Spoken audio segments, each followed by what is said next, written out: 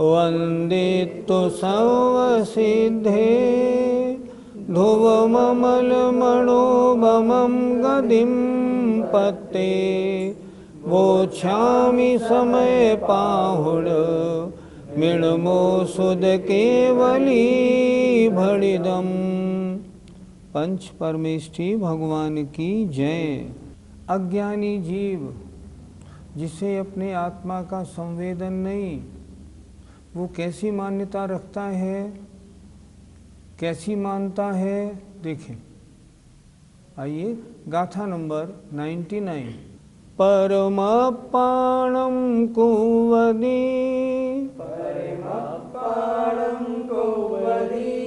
अपाणं पिय परं करन्तोऽसो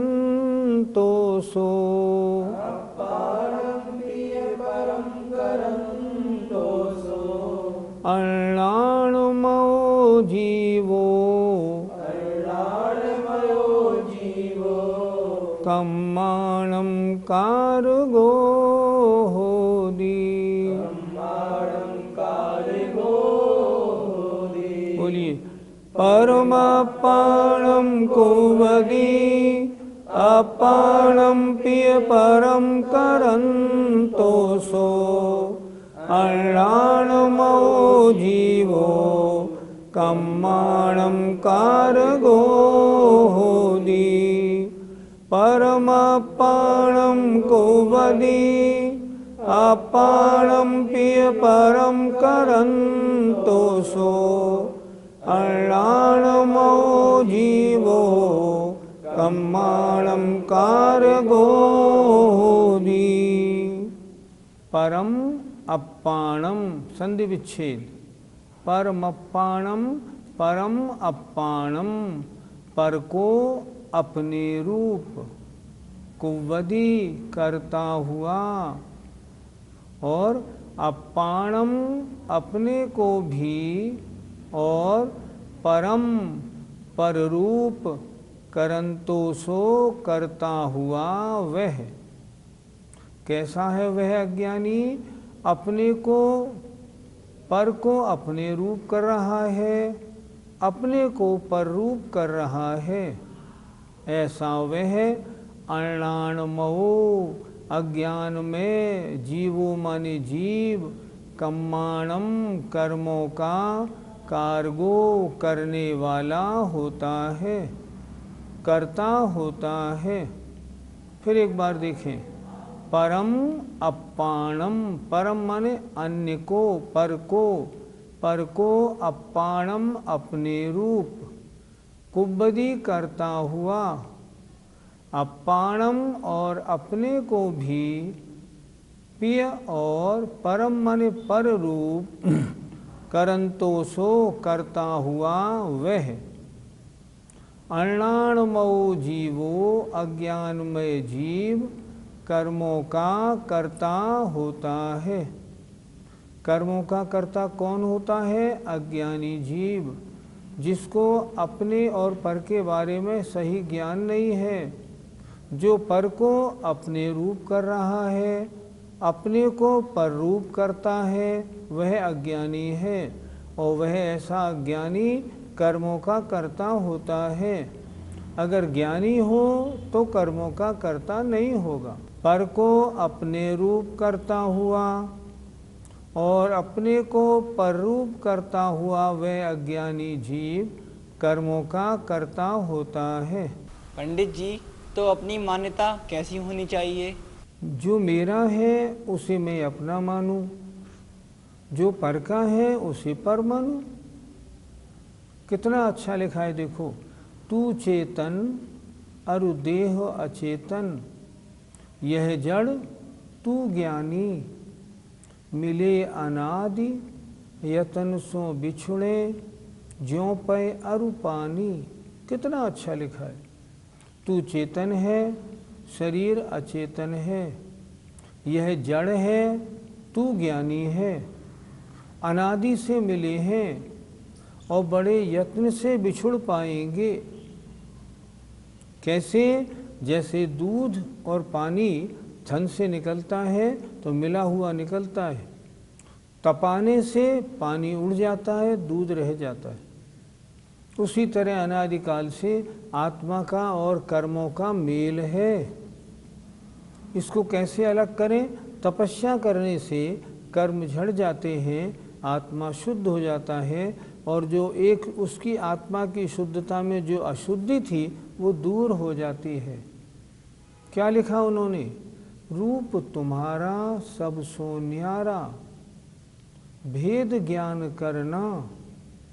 तुम कैसा है तुम्हारा? तुम्हारा रूप तो सबसे भिन्न है।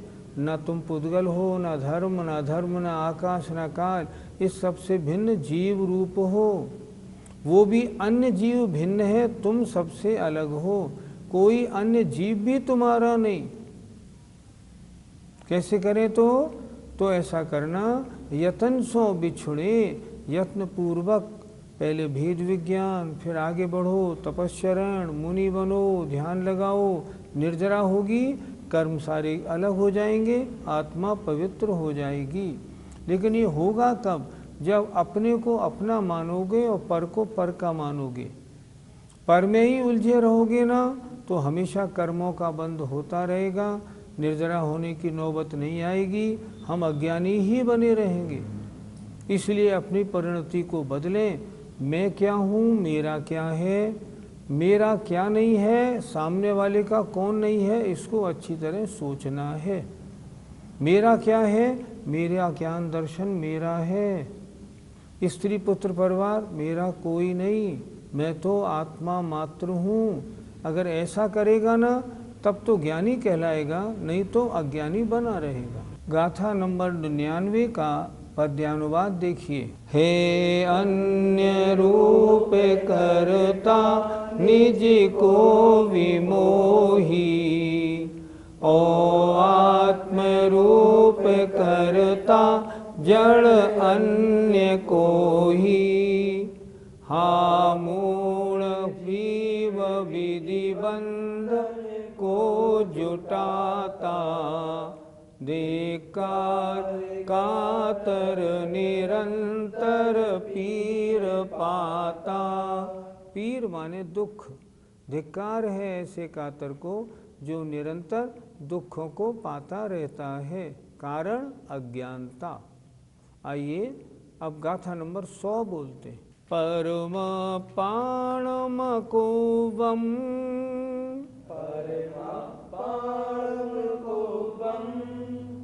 परम पाणम को वम,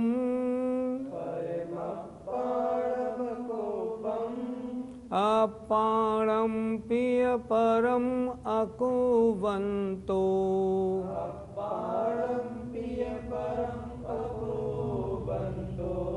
सोणाणुमो जीवो, कम्माणमकार गो होदी।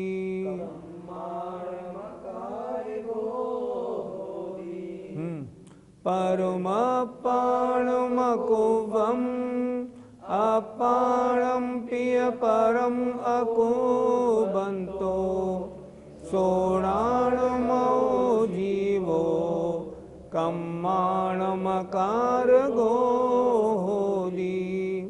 परम पाणम कुवम, अपाणम पिय परम अकुबंतो, सोणाणुमो जीवो, कम्माणमकार गो होदी। परम अपाणम अकुब्बम, संधि विच्छेद देखना।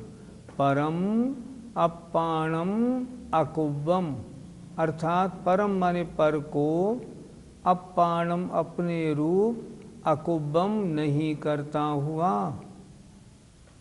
अपाणम अपने को भी और परम पर रूप अकुब्बंतो नहीं करता हुआ। अपने को अपने रूप नहीं, पर को अपने रूप नहीं कर रहा और अपने को पर रूप नहीं कर रहा। क्या मतलब? पर को पर रूप, अपने को अपने रूप मान रहा।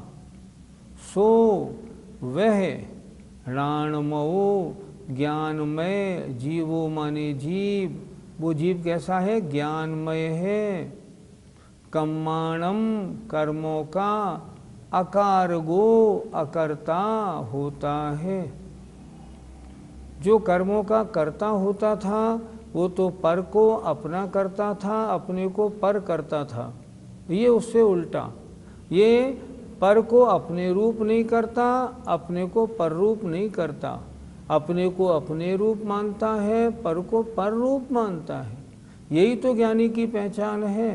इसलिए लिखा ना इसमें णाणमयो ज्ञानमय जीव। एक बार फिर देख लें, पर को अपने रूप नहीं करता हुआ, अपने को भी और पर रूप नहीं करता हुआ, वह ज्ञानमय जीव कर्मों का अकर्ता होता है।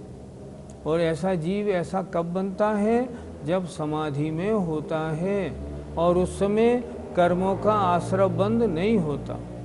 जो पर को अपने रूप नहीं करता और जो अपने को भी पर रूप नहीं करता, वह ज्ञानी जीव कर्मों का कर्ता नहीं होता है। अर्थात ऐसे जीव के आश्रय बंद नहीं होता। पंडित जी, ऐसा ज्ञानी जीव कैसा चिंतन रखता है? अज्ञानी मानता है बड़ी भारी रोग लग गया है, बड़ी पीड़ा है। अज्ञानी मानता है मैं तो मर रहा हूँ। ज्ञानी क्या सोचता है? आचार्य पूज्यपाद महाराज इष्टोपदेश में कहते हैं, न मे मृत्यु कुतो भीतिर, न मे व्याधि कुतो व्यथा। मैं कभी मरता नहीं, डर किस बात का? और वास्तव में आत्मा कभी मरता है क्या? कभी नहीं मरता। न मे मृत्यु कुतो भीतिर, न मे व्याधि कुतो व्यथा। मेरी आत्मा में कभी रोग लगता नहीं, तो मुझे पीड़ा व्यथा कैसी? मेरे को कोई पीड़ा नहीं। ये पीड़ा शरीर में है, मैं शरीर नहीं, इसलिए ये पीड़ा मुझ में नहीं।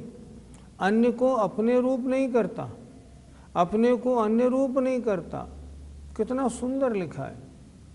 न मे मृत्यु कुतो भीतिर, न मे व्याधि कुतो व्यथा। और देखिए, ना हम बालो न वृद्धो हम न युवा एतानि पुद्गले। ना तो मैं बालक हूँ, ना वृद्ध हूँ, ना युवा हूँ। ये तो सब पर पदार्थ पुद्गल की दशाएं हैं। क्या आत्मा कभी बूढ़ी होती है? नहीं होती। आत्मा कभी बच्चा होती है? नहीं होती। आत्मा तो हमेशा आत्मा है। बुढ़ापा, जवानी, बचपना शरीर का है, पुद्गल का है, आत्मा का नहीं। इसीलिए तो कहते हैं, समय सार जी में तो कैसी कैसी गाथाएं दी हैं। अरसमरूवम गंधम, मैं रस रूप नहीं, गंध रूप नहीं, मेरे में रंग नहीं, मेरे में कुछ नहीं। अव्वत्तम, मैं कहने लायक नहीं।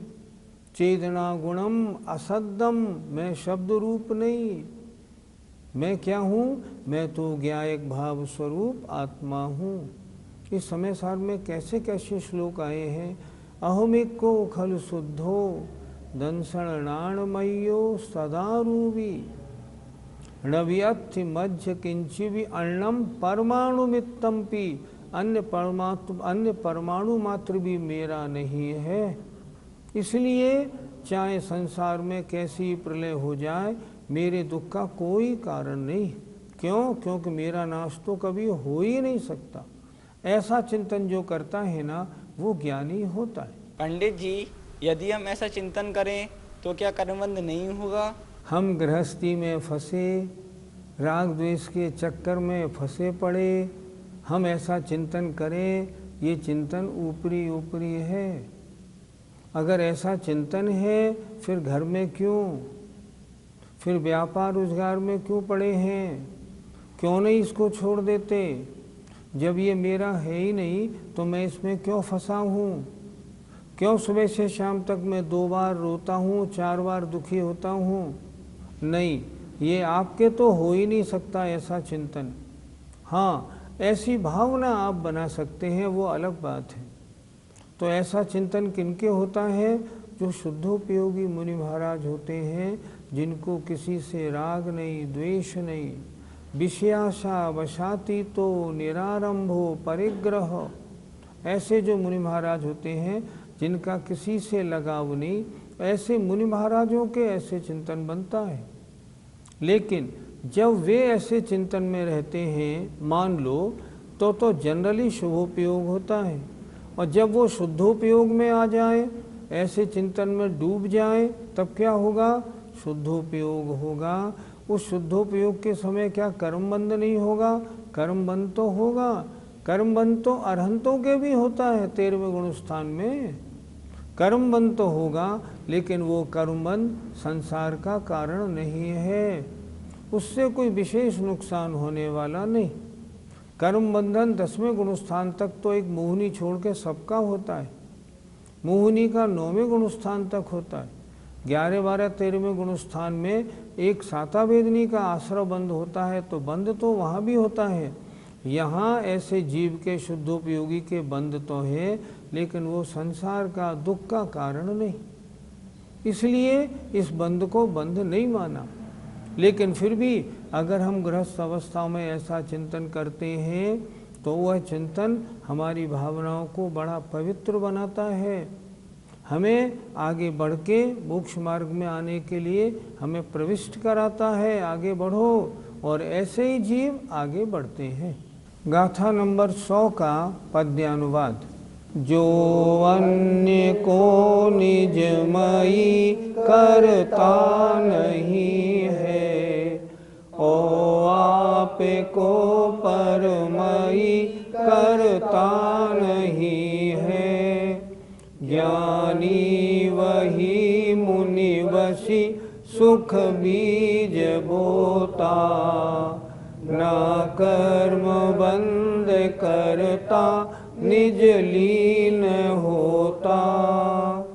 वे मुनि महाराज बसी होते हैं, सुख के बीज बोते हैं, कर्म बंद नहीं करते, आत्म स्वरूप में लीन होके परम सुख का आनंद लेते हैं। यों चिंत निज में थिर भये, तिन अकथ जो आनंद भयो। सो इंद्र नाग नरेंद्र वा, अहमिंद्र के नाही कहो। ऐसा आनंद शुद्धोपयोग में मुनि महाराज को आता है। जय जिनेन्द्र।